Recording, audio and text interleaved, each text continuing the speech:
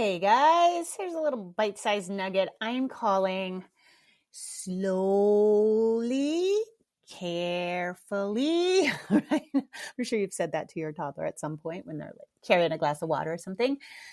So in the last episode, I briefly touched on multitasking, and I think multitasking is like the death of motherhood because we sometimes think we can do multiple things and we can't.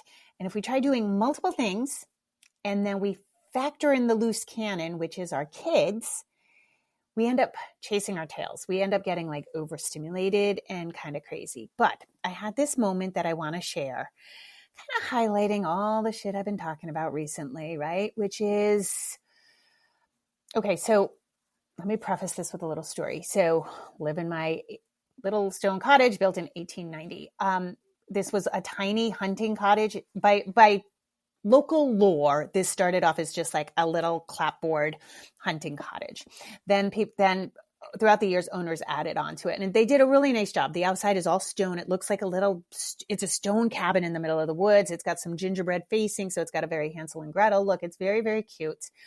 But what has happened is people have added things on, and so the piping for my kitchen is like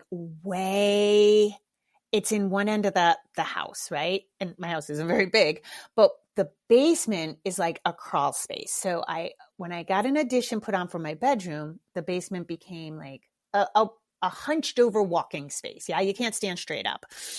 And then as you go towards the kitchen, so in the opposite direction, it gets smaller and smaller and smaller. And so my kitchen piping is like literally you would have to do flatter than an army crawl to get to that piping. So suffice it to say that piping has been there forever, and no plumber wants to touch it with a 10-foot pole because it's so cramped. Yeah. And the piping is bad. Like, if you continually take stuff from my faucet, you can see like copper particles and stuff. So we get water delivered. Now, Pascal recently said, but we shower in that water. And I was like, yeah, I think it's okay. Although my bathroom plumbing is newer. So we get water delivered, and it's in the other room because there's not enough room in my kitchen for the 5-gallon jug, and it's got a dispenser. And I use a 1/2-gallon mason jar that we constantly fill up for the kitchen. And so the other day I was filling up the mason jar, and I was doing something, and the water comes out quick out of the spigot. And I was so impatient, and I was like, oh, what else? I wish I could just like leave this here, so I could go do something else. Dude, it takes like, I don't know, 30, 40 seconds to fill this thing. And I just recognized my own impatience. And I literally had a laughing moment because I was like, where the fuck you going, Jamie? Like, what is so important that like this is like a bump in your day, And it just made me realize again about like, I know I preach like slow down, slow down, slow down, but like, where are we going in such a rush? We're so busy and we need more time-saving things. And I think I talked about this like in the bite-sized nugget about like even food delivery, which I understand why we get our groceries delivered, but we're so busy we can't procure our own food. And so, but where are we going?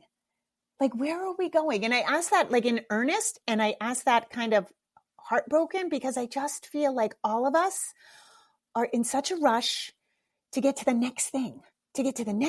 And what is the next thing? Why is the next thing so important?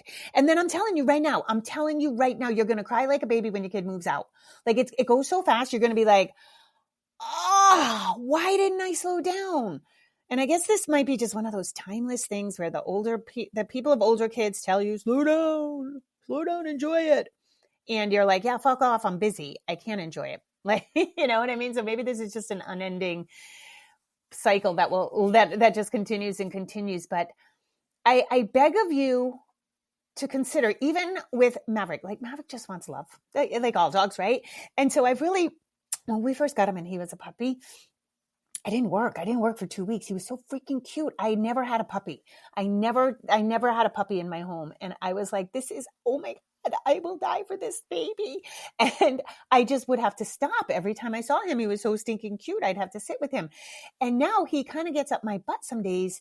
And it's literally because he just wants me to pet him. He wants love. He wants me to be there with him.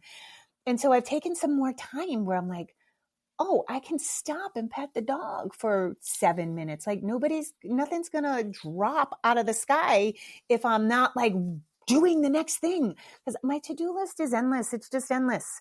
And I'm over ambitious about it every single day. Haven't learned my lesson every single day.